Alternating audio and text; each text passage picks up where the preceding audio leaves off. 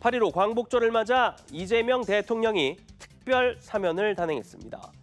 이 대통령 취임 2달여 만에 이루어진 이번 사면은 대체로 민생 사면 기조에 따라 대상자를 선정했지만 조국 전 조국혁신당 대표와 윤미향 전 의원, 조희연 전 서울시 교육감 등 정치인과 고위 공직자도 20여 명 포함됐습니다.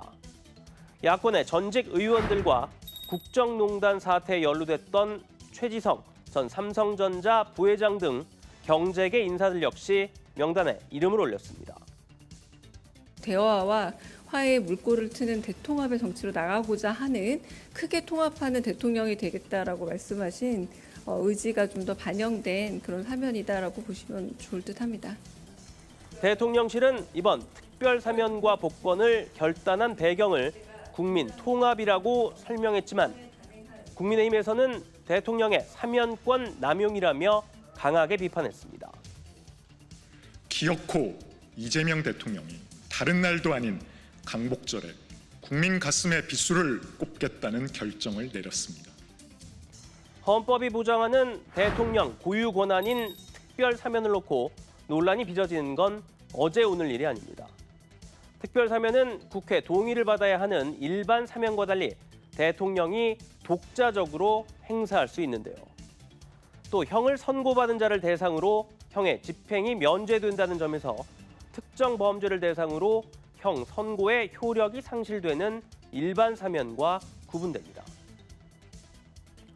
1948년 9월 건국 대사면이라는 이름의 정부 수립 후 첫 사면 실시 이후 모든 정권은 특별 사면을 단행해왔고 그때마다 논란도 뒤따랐습니다. 1997년 12월 김영삼 전 대통령과 후임으로 당선된 김대중 전 대통령이 만나 구속 수감돼 있던 전두환, 노태우 전 대통령 사면에 뜻을 모은 것이 대표적인 사례인데요. 그 결과 두 전직 대통령은 형 확정 뒤 8개월 만에 풀려났습니다. 직전 두 정부에서도 전임 대통령에 대한 특별 사면이 있었습니다. 문재인 정부는 임기 말인 2021년 12월 국정농단 혐의로 수감 중이던 박근혜 전 대통령을 사면했고 윤석열 정부는 뇌물수수와 횡령 등의 혐의 등으로 징역 17년이 확정된 이명박 전 대통령을 2022년 사면 복권했습니다. 숱한 비판과 논란에도 과거 군주시대 유물인 사면제도가 지금까지 이어지는 이유는 뭘까요? 가장 큰 이유는 사법부의 판결이 완벽한 것은 아닌 만큼 때로는 이를 바로잡을 필요가 있다는 점 때문입니다. 하지만 제한적 행사가 아닌 관행적으로 이뤄지는 대규모 사면은 법치의 근간을 흔든다는 비판을 피하기 어렵습니다. 특혜로 변질되는 모습을 보이는 특별사면제도 개선을 위해선 사면 건의권을 갖는 사면심사위원회가 제 기능을 하는 것이 중요하다는 지적이 나옵니다.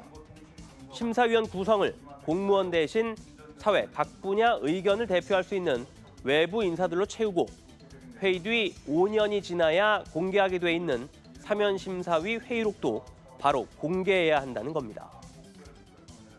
사면심사위원회의 구성 방식을 바꿔야 된다.